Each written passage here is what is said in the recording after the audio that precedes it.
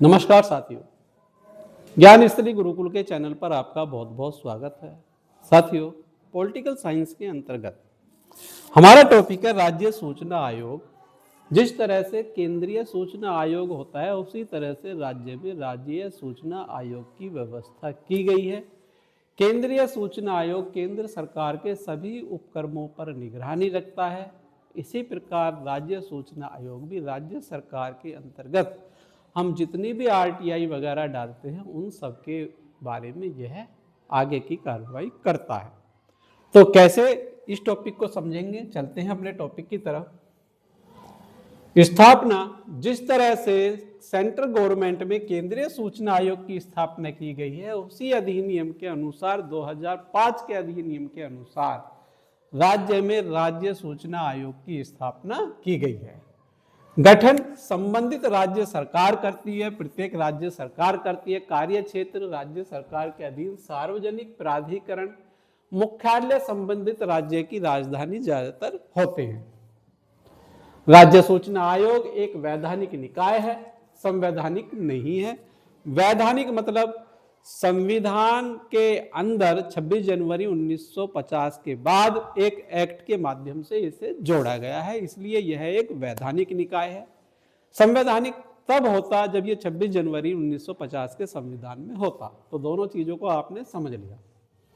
राज्य सूचना आयोग की संरचना, राज्य सूचना आयोग में राज्य मुख्य सूचना आयुक्त होता है और अधिकतम 10 राज्य सूचना आयुक्त हो सकते हैं। कुल संख्या राज्य सरकार तय करती है, अधिकतम इसमें 10 हो सकते हैं। नियुक्ति कौन करता है? राज्यपाल द्वारा नियुक्त होते हैं, लेकिन नियुक्ति की समिति निम्न समिति सिफारिश पर, जैसे मुख्यमंत्री, विधानसभा में विपक्ष का नेता और मुख्यमंत्री द्वारा नामित एक मंत्री। अब यहाँ विपक्ष के नेता की जरूरत क्यों पड़ती है? विपक्ष के नेता की जरूरत इसलिए पड़ती है जब यह किसी के खिलाफ केंद्र सरकार में या राज्य सरकार में कार्रवाई करेंगे तो हो सकता है वो सरकार का आदमी हो, तो इसलिए विपक्ष के नेता की सहमति से इसके सदस्य और अध्यक्षों की नियुक्ति की जाती है।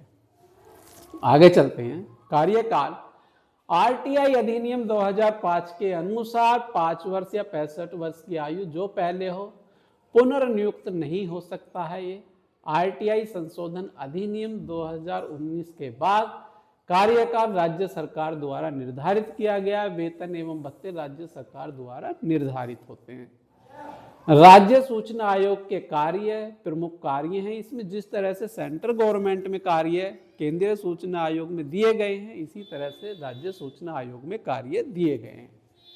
आरटीआई आवेदन से संबंधित अपीलों की सुनवाई करना, सूचना न मिलने पर विलंब होने पर शिकायतों का निपटारा करना, गलत कारणों से सूचना अस्वीकार करने के मामलों की जांच करना, अधिक शुल्क वसूली की शिकायतों की सुनवाई करना और आरटीआई अधिनियम के क्रियान्वयन की निगरानी करना, सूचना अधिकारियों को निर्देश जारी करना, राज्य सरकार को वार्षिक रिपोर्ट प्रस्तुत करना, पारदर्शिता और जवाबदेही को बढ़ावा देना इनके कार्य होते हैं। इनकी शक्तियां भी हैं। इनकी शक्तियां सिविल कोर्ट जैसी ही शक्तियां होती हैं जो राज्य सूचना आयोग को प्राप्त हैं। गवाहों को बुलाने की शक्ति, दस्तावेज तलब करने की शक्ति, शपथ पर बयान लेने की शक्ति, रिकॉर्डों की जांच करने की शक्ति, आदेश देने की शक्ति में सार्वजनिक प्राधिकरण को सूचना उपलब्ध कराने के आदेश यह दे सकते हैं। रिकॉर्ड सुव्यवस्थित करने का निर्देश दे सकते हैं। आरटीआई अनुपालन सुधारने हेतु भी यह आदेश दे सकते हैं। इनकी दंडात्मक शक्तियां भी हैं। सूचना अधिकारी पर 250 रुपये प्रति दिन के हिसाब से यह जुर्माना लगा सकते हैं। अधिकतम यह जुर्माना 25,000 रुपये तक हो सकता है। विभागीय कार्रवाई की सिफारिश करने, राज्य सूचना आयोग की सीमाएं भी हैं। यह एक नीति निर्धारण नहीं करता है, केवल सूचना उपलब्ध कराने तक यह सीमित होता है। आरटीआई अधिनियम की धारा 8 के अंतर्गत अपवाद लागू हैं। इसमें राष्ट्रीय सुरक्षा, गोपनीयता आदि के मामलों में यह सूचना नहीं दे सकते हैं। इसी से हमारा पहला प्रश्न हमारे सामने है। तो इसकी स्थापना किस अधिनियम? तो अधिनियम 2005 ऑप्शन बी है। राज्य सूचना आयोग का गठन कौन करता है? तो राज्य सरकार करेगी, सेंटर में सेंट्रल गवर्नमेंट करेगी। राज्य सूचना आयोग का प्रमुख कौन होता है? तो राज्य का मुख्य सूचना आयुक्त, ऑप्शन सी।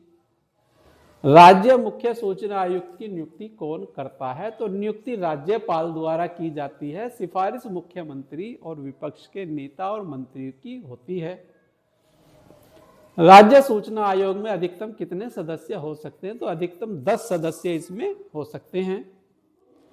राज्य सूचना आयुक्तों की नियुक्ति किसकी सिफारिश पर होती है? तो ऑप्शन हमारे ये हैं, ऑप्शन बी हमारा सबसे सटीक दिख रहा है, तो ऑप्शन बी इसमें होगा। राज्य सूचना आयोग किस प्रकार का निकाय है? तो यह एक वैधानिक निकाय है। राज्य सूचना आयोग किन मामलों की सुनवाई करता है? तो यह राज्य सरकार के सार्वजनिक प्राधिकरणों से संबंधित सभी की सुनवाई करता है। राज्य सूचना आयोग के निर्णय किस पर बाध्यकारी होते हैं? तो ये निर्णय हमारे राज्य सरकार के सार्वजनिक प्राधिकरणों पर बाध्यकारी होते हैं। सूचना देने में विलंब पर सूचना अधिकारी पर प्रतिदिन कितना जुर्माना लगाया जा सकता है? तो 250 रुपये जुर्माना लगाया जा सकता है। सूचना अधिकारी पर अधिकतम कितना जुर्माना हो सकता है? तो अधिकतम 25,000 रुपये जुर्माना हो सकता है। आरटीआई अधिनियम की कौन सी धारा सूचना अपवादों से संबंधित? तो धारा 8 अपवादों से संबंधित है। राज्य सूचना आयोग को कौन सी शक्तियां प्राप्त हैं? तो लोक सेवा आयोग जैसी शक्तियां इनको प्राप्त हैं, ऑप्शन बी। सिविल कोड जैसी शक्तियां इनको प्राप्त हैं, ये गलत बता दिया। राज्य सूचना आयोग किसे वार्षिक रिपोर्ट प्रस्तुत करता है? तो वार्षिक रिपोर्ट राज्य विधानसभा को प्रस्तुत की जाती है। राज्य सूचना आयोग की स्थापना का उद्देश्य क्या है? तो पारदर्शिता एवं जवाबदेही इसका उद्देश्य होता है। आरटीआई संशोधन अधिनियम 2019 के बाद राज्य सूचना आयुक्तों का कार्यकाल कौन निर्धारित करता है? तो राज्य सरकार करती है राज्य में।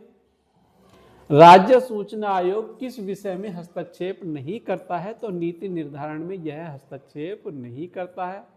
राज्य सूचना आयोग किसके विरुद्ध विभागीय कार्रवाई की सिफारिश कर सकता है? तो सूचना अधिकारी के खिलाफ यह कर सकते हैं। राज्य सूचना आयोग किस स्तर पर अंतिम अपीलीय संस्था है? तो यह राज्य स्तर पर होती है। इसके बाद अगला प्रश्न लास्ट है, राज्य सूचना आयोग के सदस्य बनने हेतु किस क्षेत्र में अनुभव आवश्यक है? तो विधि, विज्ञान, समाज सेवा, प्रबंधन, मीडिया आदि में अनुभव आवश्यक है। साथियों, वीडियो आपको ज्ञानवर्धक और उपयोगी लगी तो वीडियो को लाइक कीजिए और वीडियो को शेयर कीजिए, और आपने यदि हमारा चैनल सब्सक्राइब नहीं किया है तो चैनल को सब्सक्राइब कीजिए। मिलते हैं एक नई वीडियो के साथ, तब तक के लिए जय हिंद, जय भारत, धन्यवाद साथियों।